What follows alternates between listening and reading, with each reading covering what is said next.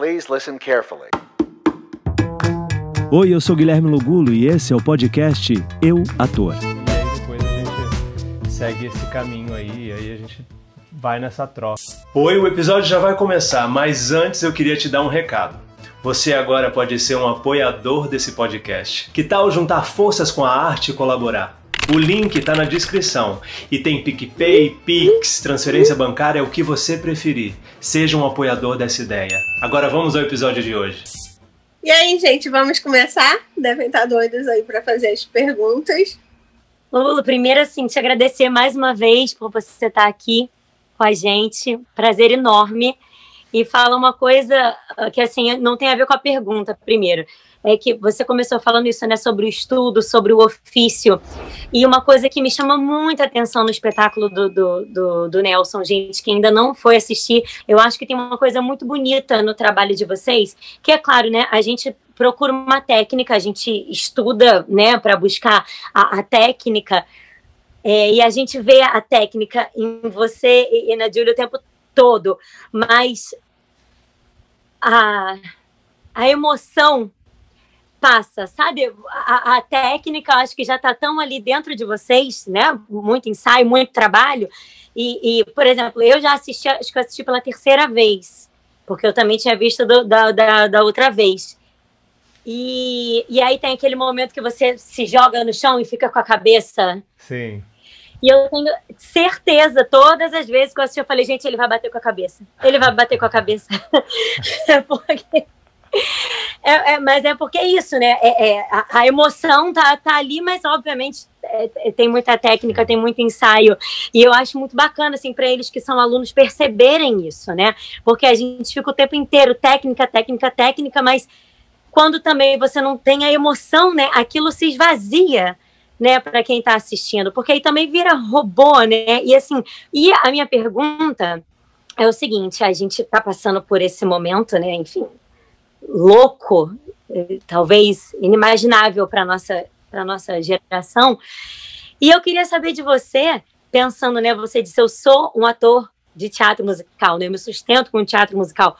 Como foi ficar esse tempo todo sem pisar num palco? E qual foi a emoção de pisar de novo, de poder estar de volta? Não sei se você fez outros projetos online, de apresentar online antes de voltar para o palco exatamente, mas eu acho que a gente sabe que a sensação é outra, né? É diferente. Enfim, queria saber um pouco de você. Como é que foi esse período que a gente ficou mais recluso, né? Ainda estamos, mas enfim, já com algumas, né? Já ponderando algumas possibilidades. Queria saber um pouquinho de você. Bom, obrigado por todo esse elogio aí, eu realmente fico muito feliz. É difícil aceitar elogio, mas é isso, a gente acaba ficando tímido, mas obrigado, realmente é um trabalho de muito estudo mesmo, assim, né? A Tânia Nardini, que é a nossa diretora do Nelson, ela trabalha muito em cima, o espetáculo é todo coreografado, e ao mesmo tempo ela traz a vida e a emoção, e não só os passos, né? Os passos já estão no corpo, então a técnica dela é bem essa, assim, o movimento a direção de movimento dela é toda baseada em algo dentro, sabe? Não é só agora você vai para a direita ou vai para a esquerda, por que você está indo até lá? Como é que é isso? O que te leva até lá? Então realmente tem isso e é tudo desenhadinho ali para não se machucar. Eu sou muito chato, assim, eu sou muito estudioso no sentido de tipo, o que é o movimento? O que eu posso fazer? Porque tem a coisa do microfone que está do lado, então você tem que pensar em 1000 coisas ao mesmo tempo, né? Porque você também não pode quebrar um microfone por sessão, que senão seu produtor vai te matar. E aí a questão do isolamento realmente é um momento muito, muito louco, né, que a gente está vivendo. E ninguém esperava passar por isso. Eu estava ensaiando West Side Story em São Paulo, ia rolar um revival lá no Teatro São Pedro. Eu fiz o primeiro West Side Story em 2009 e eu era parte do ensemble. E nesse eu ia fazer Bernardo, irmão de Anitta, um dos protagonistas. Eu tava assim, vivendo um sonho, sabe? Eu falei, cara, finalmente um protagonista, Teatro São Pedro, que eu nunca me apresentei no Teatro São Pedro, um teatro lindo em São Paulo, um teatro meio de época. E aí a gente estava no meio dos ensaios quando a pandemia estourou. E lembro que, tipo, acabou tudo, não pagaram nem, pagaram o nosso salário de ensaio, assim, as 2 semanas que a gente ensaiou e acabou. E eu fiquei muito num estado assim, falei, gente, o que eu vou fazer agora? Minha vida é o palco, minha vida é trabalhar com aglomeração, né? O que eu vou fazer? E o projeto do podcast eu já tinha lançado, então o que me salvou, assim, artisticamente, foi o podcast. Logo, eu pensei nessa possibilidade dessa plataforma que é o Zoom, que nos ajuda a estar conectados aqui e a estudar e fazer o que for, porque agora se expandiu ainda mais, né?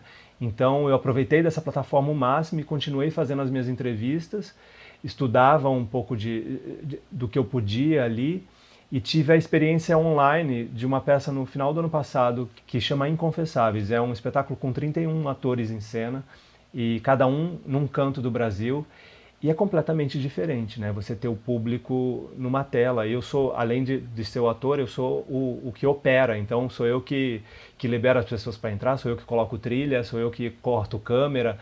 Então é uma outra realidade, assim. E o mais louco é que no final não tem aquele, né, o público, ou durante a cena, se você faz uma cena de comédia, eu tenho uma das minhas cenas de confissões que é uma cena de comédia, você não tem a troca, então é um outro lugar. É igual eu aqui falando com vocês e eu não escuto a respiração de vocês, eu não sei se vocês estão entediados do que eu estou falando. Então realmente é uma tela que você tem na sua frente, e como é que você lida com isso? Oi, prazer, eu sou a Isa, tenho 19 anos. Eu vou fugir um pouquinho do assunto teatro musical, mas tecnicamente não vai fugir muito. Você e a Fabi Bang fizeram Rock Story, fizeram Miro e a Nina, que eram um casal que fingia que eram irmãos e eram cantores. E foi muito divertido assistir isso tudo. E eu queria saber como é que foi essa experiência de fazer uma novela que era uma novela musical, tinha muita música, muita coisa desse mundo, e como a sua bagagem como ator de musical ajudou a compor o personagem a ficar nessa novela, que foi muito divertida de assistir. Eu amei fazer, era Miro e Nina, uma dupla falsa de irmãos, né? A gente dizia que era irmãos pra mídia, mas no fundo a gente era namorados. Era uma história muito legal da Maria Helena que ela escreveu. E a novela era muito rica, assim, tinha as músicas que a gente cantava eram incríveis. E eu acho que o mais bacana de ter sido eu e a Fabi, primeiro que eu já estava fazendo na época uma peça com a Fabi, eu tinha acabado de fazer Kiss Me Kate, e a gente fazia um casal em cena, acho que foi por isso também que a gente acabou sendo escalado para fazer. E o mais legal da novela, eu acho que foi essa questão, a gente cantava tudo ao vivo.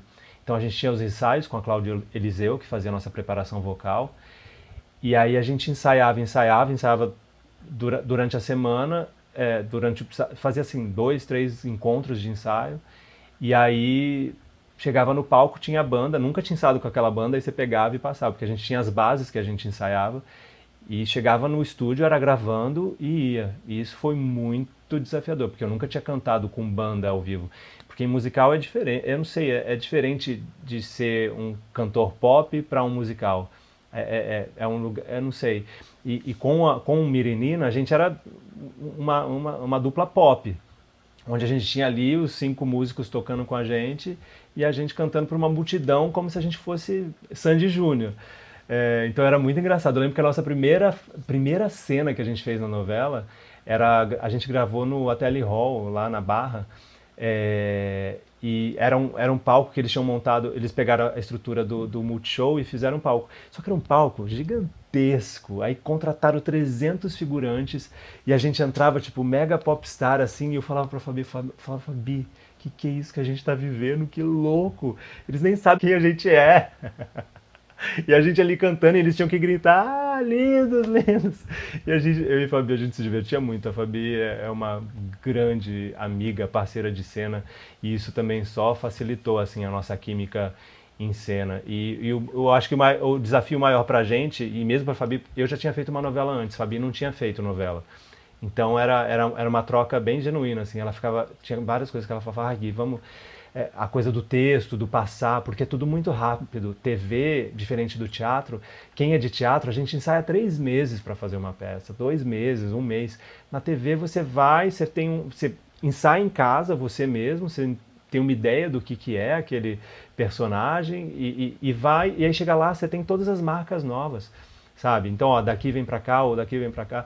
E então, eu acho que o desafio maior da novela, de estar fazendo novela, era isso, assim, dessa coisa da urgência que tem. Então, você tem que estar muito preparado. Não só a canção. Pra você ter uma ideia, eu tinha uma cena que chegou, já tinham me mandado começar a fazer aula de violão.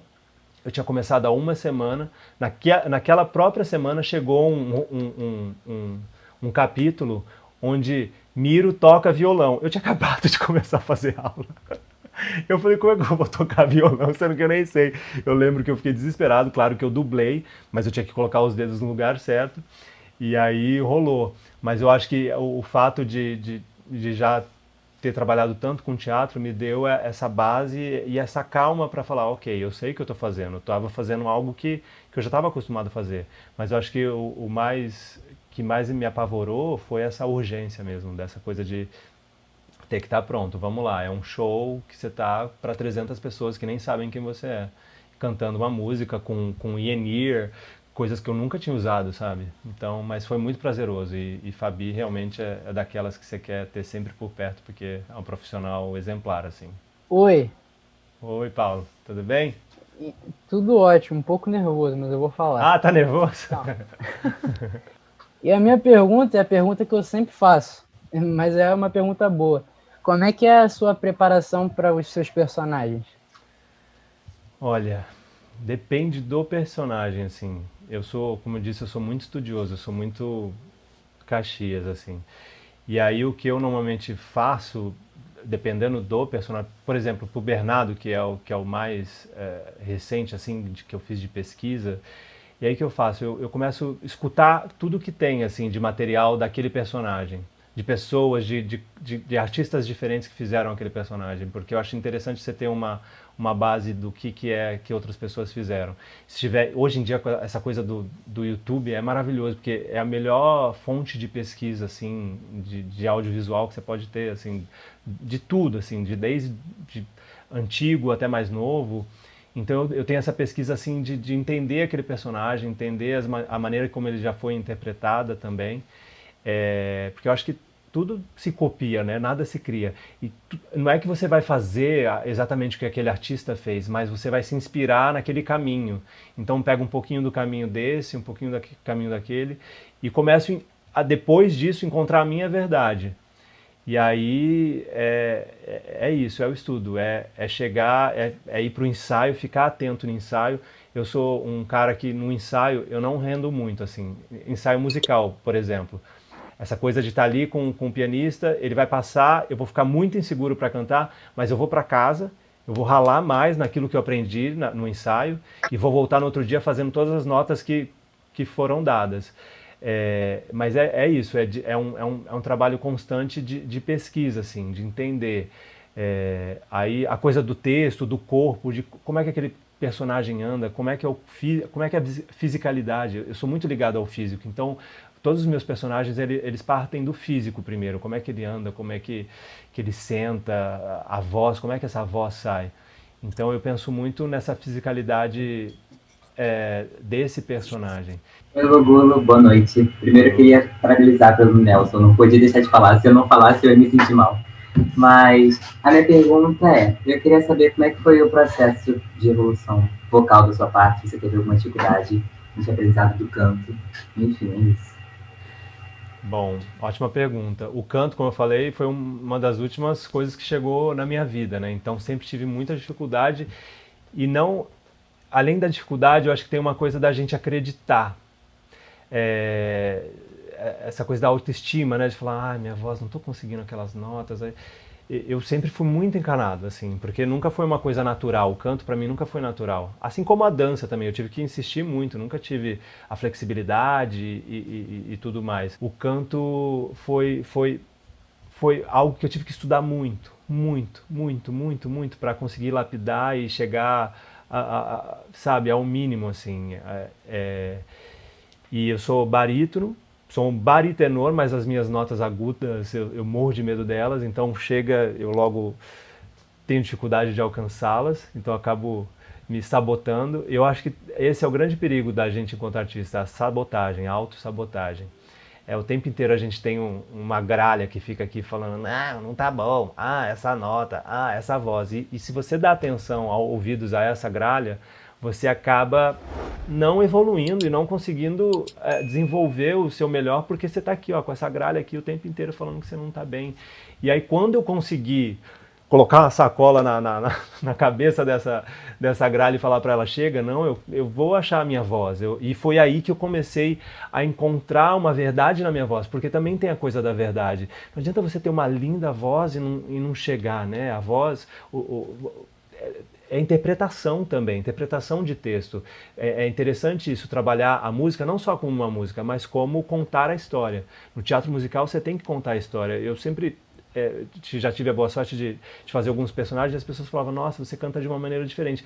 Eu posso não ser o melhor cantor, o cantor que tem as notas mais agudas, mas eu sou o cantor que eu vou te contar essa história através dessa música.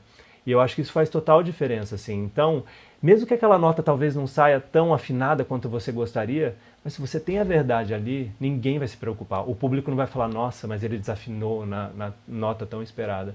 Porque realmente é um desafio, mas é o estudo. Ô, Gu, tudo bem? Meu nome é Gabi, tenho 19 anos. E aí a pergunta é a seguinte, você disse, né, na pergunta da Carlinha, que o podcast te salvou, né? E você já tem esse podcast bem antes da pandemia, certo? Comecei. Na verdade, eu estreiei ele em janeiro do ano passado. Aí a pandemia veio em março. Então, eu queria te perguntar sobre isso. Como foi a história de origem desse podcast e como foi a sensação de gravar o primeiro podcast? Bom, a história surgiu. Eu sou muito curioso e sou muito estudioso. Então, estou sempre buscando coisas novas e adquirir esse gosto por podcast, de escutar podcast. E tô sempre assim, eu adoro, por exemplo, não sei se vocês já viram uma série da Vanity Fair que chama Actors on Actors, que é sempre os atores que estão concorrendo às premiações do ano, eles conversam entre eles e fazem perguntas. Aí tem o Round Table também, que é sempre com as pessoas que talvez vão concorrer ao Oscar. São mesas de conversa, assim, e eu sempre fui encantado por esses programas, assim, de saber, porque aí você consegue entender o outro lado, não só do filme pronto, mas do que aconteceu antes, como é que fulano chegou naquele filme, qual audição que ele fez. E aí, pesquisando coisas no Brasil, não achei nada para ator, não tinha nada para ator, assim, um podcast, ou até mesmo um canal no YouTube que falasse sobre o ofício. E o ofício desse olhar, assim, do outro artista, do artista já consolidado ou do artista que ainda está começando, não tinha nada. Aí eu falei, bom, acho que posso criar algo aí nesse caminho. E aí fiz uma lista de amigos, né, para começar, e eu fazia presencial, eu ia até a casa, tanto que os primeiros episódios são todos na casa dos artistas, eu ia até a casa dos artistas e gravava com 2, 3 câmeras, e fazia depois a edição. E aí fiz uma lista de amigos, de 8 episódios, eu falei, bom, vou começar com esses 8 episódios e vamos ver no que vai dar. E aí lancei os 8 episódios juntos e continuei já gravando para outras temporadas, até que a pandemia veio e aí adequei o formato para esse formato online. E deu super certo, porque aí comecei a fazer com pessoas que eu jamais pensei que poderia fazer, sabe? E fiz inclusive 4 episódios internacionais. Falei com Anne Hank, que infelizmente faleceu. Eu lancei o podcast, uma semana depois ela faleceu, que ela era a mulher do Bob Fosse, não sei se vocês sabem quem é, Anne Hank. Tem um episódio no YouTube com legenda para quem quiser. E fiz com outros artistas também. Então eu acabei tendo a possibilidade, por conta da pandemia, de fazer episódios que com pessoas que jamais eu conseguiria fazer presencialmente. E aí foi isso, esse podcast, esse projeto nasceu dessa vontade de ter ali inspiração para outros artistas. Bom, você fez musicais, né, que são o lado de fora, né? Você fez o Pippin, você fez West Side Story, e assim, eu vejo uma diferença muito grande quando a gente começou a estudar, né, que a gente nesse módulo, agora nesse momento a gente está se aprofundando mais nos musicais nacionais, nos musicais brasileiros. E a gente, eu não sei todo mundo, mas eu sinto uma diferença muito grande no estilo de pulsação, até no lugar de onde colocar a voz e tudo mais. E você assim, você comparando, vamos supor, o Pippin com o trabalho que você faz no Nelson, como é que seu corpo reage, sua mente reage, porque eu vejo que é uma coisa muito diferente, né? Assim, se você puder falar um pouquinho de como você sente essa diferença e também sobre os musicais daqui, que às vezes a gente não tem tanto material. A gente agora, para fazer o exercício cênico, está tendo que correr muito atrás de alguém conhece quem fez tal espetáculo para conseguir um acesso. Tem gente encomendando base porque não consegue um instrumental legal para cantar. O que você acha também sobre essa questão do próprio musical daqui não ser tão divulgado, disseminado, acessível? Eu acho que assim, é que eu tive também a oportunidade de fazer aqueles espetáculos que são... Os gringos vêm para o Brasil montar o espetáculo. Eu fiz Priscila, Rainha do Deserto.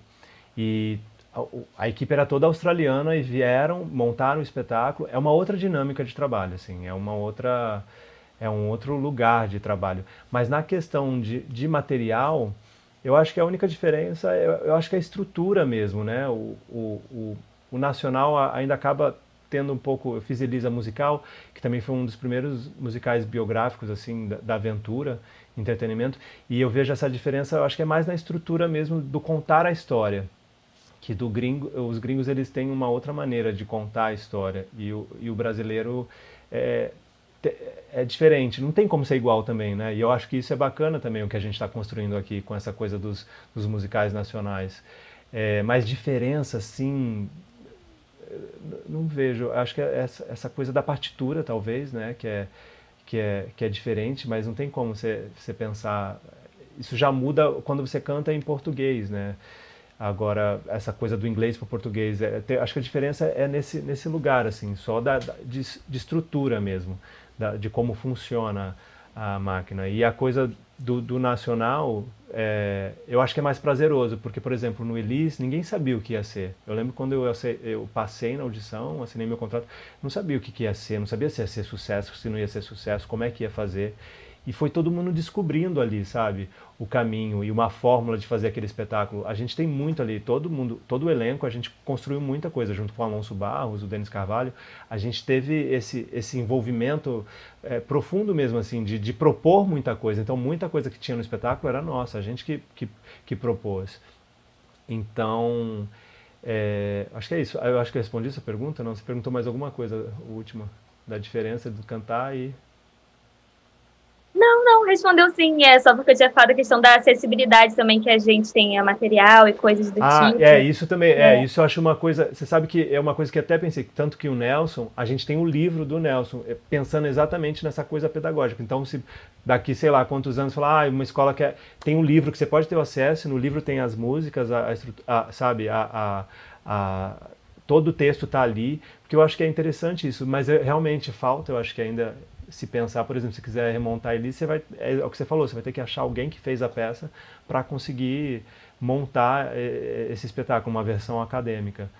Mas eu acho que é algo que ainda é muito novo, né? É muito novo. E eu acho que com o tempo a gente vai melhorar. E assim como lá os gringos têm, né? Na faculdade, por exemplo, você tem acesso a tudo, assim, de material, desde do texto até as músicas. Mas eu acho que é com o tempo mesmo, é uma coisa estrutural, de ser muito novo tudo por aqui. E você falou que você estudou lá em Londres, eu queria saber um pouquinho mais como foi essa experiência. Bom, como eu disse, uma das melhores experiências da minha vida, né? Porque Londres é o berço dos musicais, mas também foi muito duro, porque eu nunca tive uma família que tivesse grana para me bancar, né? Então tinha que trabalhar muito, assim. Então saía da faculdade, tinha que, sabe, trabalhava de garçom, coreografei, fiz de tudo, assim. Mas foi muito bacana por conta disso. Na verdade, assim, eu já tinha tido a experiência, eu já era profissional, já tinha feito a Bela e a Fera, já tinha feito um outro musical, e quando eu já trabalhava profissionalmente. E a maior dificuldade que eu tive, eu acho que foi essa. Eu cheguei, eu tinha 23, 24 e a molecada tinha 18. E era assim, uma molecada pirada, assim. Eu tava lá com um propósito muito certo, assim, eu quero me profissionalizar e quero trabalhar no mercado. E a galera era assim, eu falava que parecia um desfile de moda, assim, porque as meninas eram o cabelo... Tinha uma menina que fazia aula de balé segurando a franja para não transpirar, pra você ter uma ideia. Os ingleses são muito engraçados, porque ela fazia a aula toda assim porque ela queria estar bonita, porque saía da sala, eles estavam todos emperequetados, eu falava, gente, mas que mundo é esse? E porque é um business mesmo, né? Tudo conta. Lá eu aprendi que, tipo, tudo conta. Você chegar numa audição, a maneira como você se veste, a sua maquiagem, tudo conta. Desde do minuto, do primeiro segundo que você entra num lugar de teste, ou que você é visto, você tem que estar bem. E isso acho que também é meio cruel, assim, né? Eu via que as meninas, nossa, competiam para ver quem tinha a maquiagem mais bonita, ou o figurino para fazer aula de balé, e todo mundo transpirando. Eu falava, gente, não entendo isso. Mas era muito legal, porque eu tive a experiência de fazer grandes clássicos dentro da escola e de conhecer profissionais incríveis também, né? E me deu uma base de disciplina, eu sempre tive, né? Como eu comecei a fazer balé muito cedo, então a disciplina sempre veio desde muito novo, que o balé te exige muito. E aí na faculdade só ficou mais forte, assim, com relação a isso. Mas é uma vida difícil, assim, por conta do custo mesmo. É muito custoso morar na Inglaterra, morar em Londres. Então eu sofria muito porque tinha que trabalhar muito. Então ficava das 10 às 5 na faculdade, e aí tinha que trabalhar num bar até 1 hora da manhã, e no outro dia tinha que estar de volta para aula de balé cedo. Então, eu ia perguntar para ele como é que foi o processo com a voz dele, assim, mais detalhado para eles, porque o que você falou foi muito importante. Porque eles sofrem, né? Eu falo muito isso para eles, o aprendizado da voz, né? A voz cantar não é um ato cotidiano, e a gente meio que vai para o limbo, né? Até você pegar a técnica. Então eu queria que você contasse esse processo mais detalhadamente, assim, para eles, porque isso para alguns da turma é bem sofrido. Não, eu bem sei o que é essa dor do achar que não canta bem o suficiente.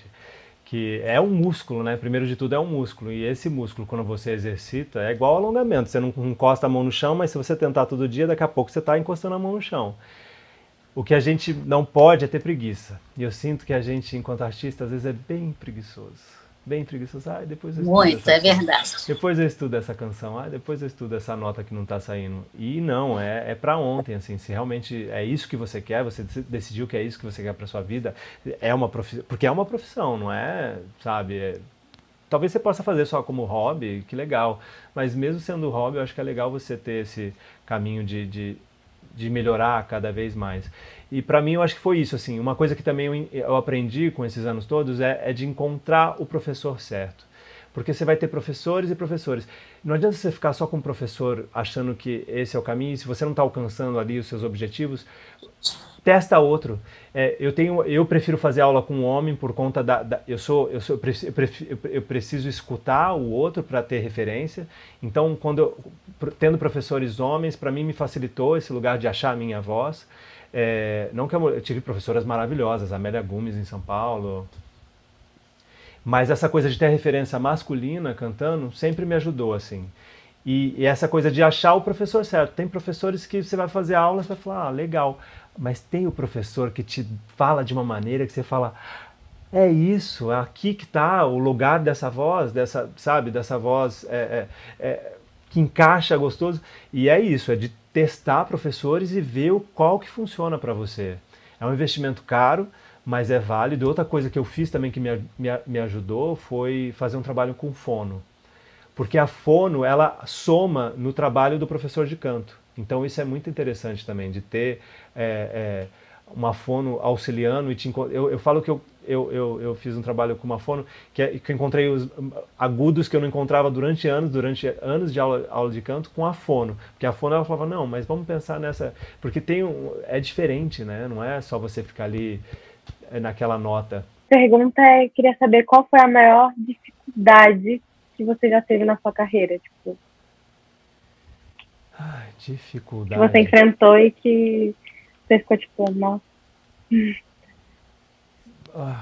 Nossa, dificuldade, eu acho que o tempo inteiro, né? São aqueles musicais que você faz audição e não passa, e você quer tanto, personagens que eu lembro que perdi personagens que eu falava, nossa, mas eu queria tanto fazer esse personagem. A gente sempre acha que vai mudar a nossa vida, falar, mas ia mudar minha vida se eu pegasse esse personagem. E eu acho que é mais a dificuldade, eu acho que maior são os nãos da carreira que a gente tem. Porque lidar com sim é fácil, né? Ah, peguei o trabalho. Agora e os nãos? Ainda mais em musicais e testes que você faz, que você fala, nossa, mas eu quero muito, eu vou, me preparo, ralo, aí não rola. Então, eu acho que a maior dificuldade são os nãos. Sou a Carolina Bento, tenho 20 anos. Eu gostaria de saber sobre o seu processo de audição, porque você também falou que você fez audições também lá em Londres e tal, e você falou que tiveram preconceitos por você ser estrangeiro. Como é, tipo, o seu processo mesmo de audição e as diferenças assim, de tudo, meio que um geral, tipo, para você, tipo, fazendo audição aqui no Brasil. Ótimo. E também lá fora. Então, meu processo é o seguinte... Foram 2 perguntas. Primeiro, né, o musical que eu vou fazer. Vou citar a última audição que eu fiz, que foi do Chicago, agora em São Paulo. O Chicago é um musical contemporâneo, né? Então, aí eu penso, o que eu posso cantar nesse musical que possa mostrar minha potência vocal. A preparação primeira é essa, né? Porque é sempre a canção, né? Eu acho que primeiro para o musical, o primeiro teste que você vai fazer, normalmente você canta. São poucos os musicais que você dança primeiro, ou vice-versa. Para dança, eu não tenho muita preparação, assim, eu continuo sempre que eu posso, eu faço aula.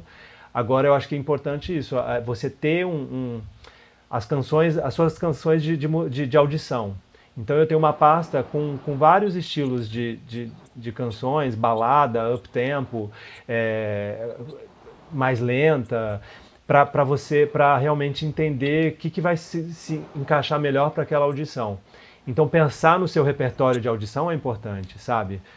Ter umas 4, 5 músicas ali que são os seus coringas, assim, que você vai ter. Às vezes, na audição, a produtora já te manda, né, o material. A última audição que eu fiz, na verdade, foi Barnum, que vai ter em São Paulo. E aí eles me mandaram, tinha 3 páginas de texto e 2 canções. Aí o que eu fiz foi exatamente isso, estudar, ver como já era específico, então eu já tinha essas canções do personagem, estudei outras pessoas que já fizeram o personagem, e aí achei a minha verdade naquela canção, e o texto a mesma coisa, estudei aquele texto, entendi como é que eu poderia fazer, sentado, em pé, marca, anda... vou anotando tudo isso, sabe, assim, quando tem hoje em dia eu já recebo os materiais, assim, de personagens, normalmente os meus testes hoje em dia já são, assim, para personagens específicos, então a produtora já me manda esse material, para o personagem X, tem 2 músicas, e aí eu vou estudar essas músicas o máximo que eu puder, passo com alguém, pego um pianista para passar e estudar, e aí torcer para estar bem no dia, porque tem isso também, né? Às vezes a gente chega num teste, naquele dia você não está bem, a voz não está chegando do jeito que deveria chegar, então é de lidar também com essa ansiedade. Eu sou mega ansioso, eu já sofri ataque de pânico dentro de um estúdio para fazer um teste para uma novela. Eu queria tanto que eu não conseguia nem dar o texto. O produtor de elenco teve que falar, não, calma, tá tudo bem, todo mundo quer que você acerte. Claro que eu não peguei o papel, mas lidar também com essa ansiedade é importante. E tá pronto, assim, é estudar ali o que você puder e tá aberto também, porque às vezes você vai chegar na audição e vão pedir para você fazer algo diferente. E aí, qual era a outra pergunta mesmo que você fez? A diferença, tipo, a audição... Eu acho que a diferença é que lá fora eles são mais diretos, assim, sabe? Então, você vai cantar 16 barras daquela música e se você não é o perfil, você já não vai passar nem para a próxima fase. Eu sinto que no Brasil ainda você tem... Como eu acho que também não existem tantos profissionais, né, disponíveis para fazer certos papéis, então eles acabam deixando você fazer a audição de dança, mas lá eu acho que eles são muito mais diretos, assim. No primeiro teste, você abriu a boca, não interessa para eles, não tem o perfil, você não vai voltar para a próxima fase, assim. Algumas perguntas que eu pensei o pessoal já fez, mas uma pergunta que eu também faço bastante aqui é se você já também, qual foi a variedade de estilos musicais que você fez, tipo drama, comédia, e se você já fez mais de um ou mais de 2, qual foi o que você mais teve assim, conforto de fazer, o que você mais gosta, mais difícil? Olha, eu já fiz musical que eu fui realmente o cenário, que eu falo que são os musicais que marcaram a minha vida, que, tipo, na Bela Fera eu era o ralador de queijo, eu era um aldeão, depois eu era uma faca. Aí no Priscila eu também já fiz, eu fui desde um pincel até um cupcake, então é interessante isso. Aí fiz Chicago, onde você tá ali limpo, sabe? Você tá ali, você é o ator, o artista. E esses são que dão mais prazer, porque é legal fazer esse tipo Disney, mas imagine você um ano se vestindo de faca, se vestindo de ralador de queijo. É incrível, é um sonho, assim. Eu queria ser a Bela, queria ser a Fera, mas estava ali porque eu acho que é isso, você entendeu? Eu sou um cara que eu fiz muito ensemble, né? Fui muito do ensemble, fui muito do coro. Então ralei muito, assim. Então, cada dia que eu entrava de pincel no Priscila, eu falava, ai, fazendo chachado. Mas faz parte, eu acho que, do nosso ofício também. Mas os que me dão mais prazer são esses que não tem muita coisa, sabe? Não tem muita caracterização, é mais o artista mesmo. Eu amei fazer Kiss Me Kate, que me dava a oportunidade de ter um solo sapateando, eu nunca tinha sapateado em cena. E aí dançava e sapateava em cima de uma mesa, pulava e tinha, sabe, com um elenco junto comigo. Então eu gosto desses personagens que são mais livres. Em Bibi, Uma Vida em Musical, que eu tive a oportunidade de fazer o último marido da Bibi, que era o Paulo Pontes, e esse para mim foi desafiador, porque começou essa leva assim na minha carreira de ganhar mais personagens, né? Veio primeiro o Kiss Me Kate, aí vem Pippin, aí vem o Bibi. Então, essa coisa de você... Eu cada vez mais me sinto... Eu sinto essa necessidade de fazer esses personagens mais próximos do real, assim. Se bem que Pippin era um cara bem farsesco, assim, era uma coisa quase... Ele era bem fora da caixinha, assim, fora da curva. Mas Bibi e agora Nelson pra mim é uma realização, assim, 100%, assim. Primeiro também que é um filho pra mim, né? Eu produzi tudo, eu que me inscrevi em lei, eu que fui atrás de quem eu queria que dirigisse, então para mim tem um valor enorme, assim. Eu acho importante também vocês, enquanto artista, começarem a pensar em o que vocês querem fazer, sabe? O que eu quero produzir e se produzir, porque às vezes o mercado ele é muito cruel e ele não vai te dar espaço, ele não vai te dar oportunidade. Então a oportunidade que você tem é se produzir, é criar algo, acha um texto, junta 3 amigos e cria uma companhia e se produz, sabe? Não fica esperando o mercado bater na sua porta e falar, olha... Porque é isso, você faz uma audição, faz outra, aí não passa, aí às vezes você tem um talento, mas você vai desistir porque você não passa em nada. Mas não, tem caminhos, dá pra você se autoproduzir e criar o seu show, criar o seu show com músicas que você gosta. E por mais que você ache que não tem o valor de fazer o seu, é inexplicável, assim. Eu me sinto muito grato, assim, de ter tido essa oportunidade de criar algo meu e me dado a oportunidade de estar ali como protagonista da minha história. Oi, Guilherme, boa noite. Meu nome é Júlia Perrel, tenho 15 anos. E, primeiramente, eu queria agradecer por você ter criado o podcast, porque, assim, me ajuda muito. Eu vejo desde o ano passado. E, principalmente, o episódio com a Cláudia de Moura. Você não sabe quanto esse episódio foi importante para mim. Eu chorei a beça, assim, foi muito importante. Foi muito bonito, foi lindo. E a minha pergunta é sobre o Nelson. E você foi o idealizador da peça. Então, eu queria saber, assim, o que te motivou? Por que você quis contar essa história, sabe? Como surgiu a ideia? Bom, o Nelson surgiu de uma ideia... Eu estava fazendo Bibi em São Paulo e encontrei o autor Gabriel Chalita, conheci o autor Gabriel Chalita e comentei com ele uma ideia que eu tinha tido com uma amiga de fazer um musical sobre músicas do rádio. Tinha Nelson, mas eu sabia que... Eu queria, na verdade, era fazer sobre Nelson, mas aí a gente sabia que tinha um problema de direitos, blá, blá, blá.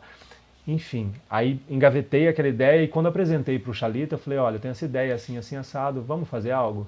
E ele foi pesquisar e descobriu que era o centenário, em 2019, ia ser o centenário de Nelson Gonçalves.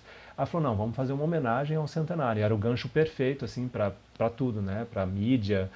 E aí ele escreveu esse texto, assim, eu lembro que ele escreveu muito rápido, em 15 dias ele me entregou o texto e a gente começou a procurar produtores para colocar, né, para colocar em lei, para fazer tudo. E aí a gente começou a ter uma dificuldade, o Gabriel, assim como eu, também tem uma urgência, que é tudo para ontem, E as pessoas que a gente encontrou no meio do caminho, meio que falavam, ah, tá, não, pegavam um projeto e ficavam ali, não faziam muito acontecer. Até que eu falei, Gabriel, a gente estava com um problema também, a gente tinha que encontrar uma menina, e a gente não encontrava, e os produtores queriam colocar alguém famoso. Eu falava, gente, não tem necessidade de ser alguém famoso. Isso também tem uma coisa no nosso meio muito triste, assim, que o famoso que vai... Claro que faz diferença você ter um famoso no seu elenco, porque esse famoso vai trazer público e o patrocinador vai querer investir. Mas no nosso caso, a gente já tinha o patrocínio, já tinha tudo certo, então não precisava ter alguém famoso. E aí eu lembro que não conseguia achar, e eu fui fazer uma audição em São Paulo para o Sunset Boulevard, e tô eu sentado, já tinha feito a audição, estava sentado esperando, do nada a Julie entrou, e eu já conhecia o trabalho da Julie, a gente não era amigo, mas eu conhecia o trabalho dela e era encantado pela voz, né, que ela tinha, e gostava muito do trabalho dela. E aí saí da audição, liguei pro Gabriel Chalito e falei, Gabriel, acho que encontrei a menina que a gente precisa. E aí o produtor não queria colocar a Julie, e eu falei, não, mas tem que ser ela, eu acho que ela é perfeita, tem a coisa da altura, a vocal lá. E aí acabou que esse produtor, a gente tirou esse produtor, e eu falei, cara, eu acho que é o momento de eu assumir essa produção, vou assumir essa bucha. E aí, minha gente, tutorial de YouTube, foi o que me salvou. Como escrever projeto, o que fazer... Pesquisa, e consegui construir tudo. Claro, fui chamando pessoas para me ajudar, um produtor associado para me ajudar a colocar em lei essas coisas, sempre muito bem assessorado, mas foi uma coisa de autoformação mesmo, sabe? De querer fazer mesmo e fazer do jeito que eu queria. E aí foi isso, o que eu fiz, assim como tudo na minha vida, é ligar para os amigos. Então, a diretora, o figurinista, tudo amigo. Por isso, plantem os contatos nesse momento da vida de vocês, porque lá na frente esses contatos vão ser as pessoas que vão trabalhar com vocês, desde o figurinista, ao iluminador, ao produtor de elenco. É muito importante essa construção. Então, Nelson nasce desse lugar de querer homenagear Nelson Gonçalves nesse centenário, né? Agora já há 102 anos. Mas partiu daí, partiu desse movimento de querer contar algo brasileiro. Oi, boa noite, meu nome é Raíssa, tenho 14 anos. Ih, ficou na dúvida? Você já teve algum momento na carreira que você pensou em desistir? E como você lidou com isso? Olha, desistir eu acho que nunca me passou pela cabeça. Porque isso é uma coisa também eu acho legal comentar com vocês, eu sempre fui um cara que eu fui abrindo o meu leque de oportunidades, de possibilidades. Então comecei dançando, aí eu fui atuar, aí eu cantei, eu fotografo, eu edito. Então eu fui abrindo o meu leque de possibilidades. Então sempre quando eu não estava trabalhando dançando, eu estava atuando. Se eu não estava atuando, eu estava fazendo um comercial, eu estava fazendo uma campanha de fotos para alguém. Então, é interessante abrir o leque de vocês. Não fiquem só num foco, eu quero fazer Broadway, vou cantar musicais da Broadway, vou para Broadway.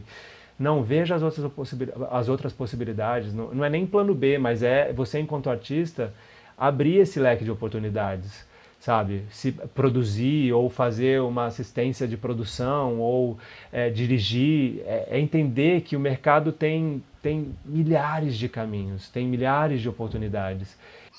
Então, gente, Logula, é o seguinte, queria te perguntar, porque dou aula para eles de dança, mas eu gosto muito mais de falar que eu dou aula para eles de corpo, sabe?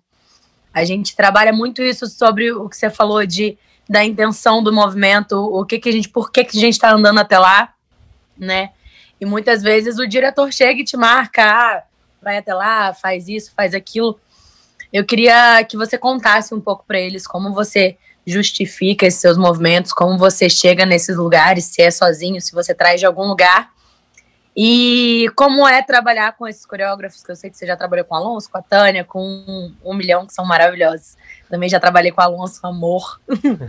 E é assim, é isso.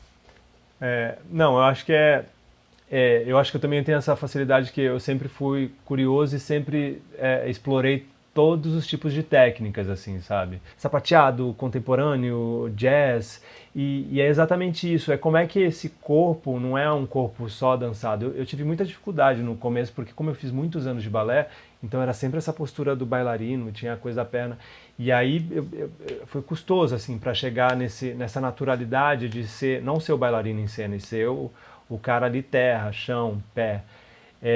E eu acho que o movimento é através da repetição. Primeiro é ver o que o diretor te dá, o que o seu preparador corporal te dá, e ver o que cabe melhor para você ali. E também propor, que eu acho que também é importante isso, você enquanto artista numa sala de ensaio, propor. Não tenha medo das suas ideias, dos seus impulsos, porque se for demais, o diretor vai estar ali para te cortar e falar, não, não é bom esse caminho. Então é propor, explorar os seus, né, as suas limitações e insistir também, né, no que às vezes não está saindo, um passo que não está saindo, é igual a nota que não está saindo. O corpo é a mesma coisa. A repetição vai fazer você entender que esse movimento, travou, mas agora eu vou achar o que é melhor. Então é repetir e entender o que é melhor para o seu corpo, porque a sua perna pode não chegar aqui, mas como é que eu faço para essa perna chegar até onde o diretor quer que chegue, sabe? Então é entender... Ai, eu falo isso com eles todos os dias! Obrigada, Lobo! Porque não, e é isso, né? Às vezes a gente quer... Eu queria muito ter um alongamento da Sylvie Guilhem, que a perna vem e passa assim do lado da orelha, mas nunca fui essa pessoa. Mas é entender os seus limites, entender o que seu corpo... Até onde seu corpo vai, sabe? E encontrar a verdade nessa repetição, porque também no musical tem isso, né, a repetição. No musical, normalmente, de quinta a domingo, vai repetir aquela, talvez 6, 7 vezes por semana, você vai repetir esse movimento. E como é que você faz isso não ser algo novo e não ser só uma repetição? Eu queria... Quem é o mais novo da turma? Eu acho que é a Raíssa, que tem 14? Porque sabe o que eu achei que seria interessante? Porque eu pensei, e na verdade, no podcast, a minha última pergunta é sempre, eu pergunto, né, se a pessoa pudesse voltar lá atrás, para quando ela começou, o que ela diria. Mas para a Raíssa, eu queria te perguntar o seguinte: Raíssa, se você pudesse pegar na mão da Raíssa daqui a 10 anos e olhar no olho dela, o que você diria para ela?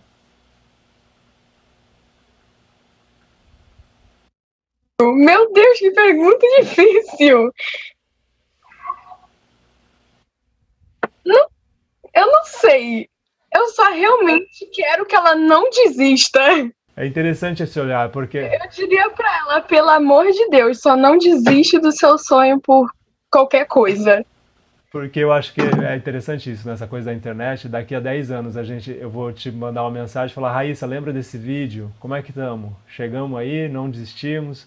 Porque é isso, gente. A carreira ela vai ter altos e baixos, vai ter momentos que você vai estar ali com personagens que você fala: nossa, que personagem incrível, e vão ter outros personagens que não vão ser tão legais, mas você tem que pagar seu aluguel. Então é não desistir mesmo e se lapidando. O estudo, se lapidando e enfrentando cada dia como um novo dia, sabe? Ontem não foi tão legal, mas hoje é um novo dia. Qual é a minha... renovando esse juramento de ser artista, sabe? Pensando no legado que vocês querem deixar para o mundo. Como a Kika falou, não é só para si, né? É para o outro. O que eu quero deixar para a humanidade? Qual o bem? Porque é uma missão. A gente não nasce artista por acaso. A gente é artista porque a gente tem uma missão, e a missão é essa, tocar vidas e transformar, que seja, sabe, e às vezes você pensa, mas só tive 3 curtidas no Instagram. Cara, 3 curtidas são 3 vidas que você tocou com uma história que você contou. E a gente está numa geração onde são números, né? O algoritmo brinca com a gente o tempo inteiro. Tive 20 curtidas numa foto que eu achei que ia bombar. Continua fazendo o seu material, continua colocando o seu material, crie um canal no YouTube, eu falo muito sobre isso, crie um canal no YouTube, crie a possibilidade de se juntar com amigos e fazer leituras de peças, estudem o máximo que vocês puderem e criem conteúdo, vão colocando conteúdo e não se julguem tanto, acreditem no que o coração de vocês está mandando e está pedindo, que aí não tem erro. Logulo, foi ótimo, foi muito bom hoje estar aqui com você. Eu que agradeço, Raquel. trazer essa nova visão, né? Eles terem essas visões de outros artistas que já estão há mais tempo no mercado, é muito importante, faz muito bem para o processo deles, enriquece demais. Eu só tenho a agradecer a doação de vocês. Imagina, eu que agradeço e boa sorte para todo mundo e contem comigo, estou sempre respondendo inbox lá no direct no Instagram ou mesmo no YouTube e é isso, consumam arte, consumam cultura, que isso é importante também, tá? Vendo as coisas que estão acontecendo, para vocês entenderem a linguagem, né?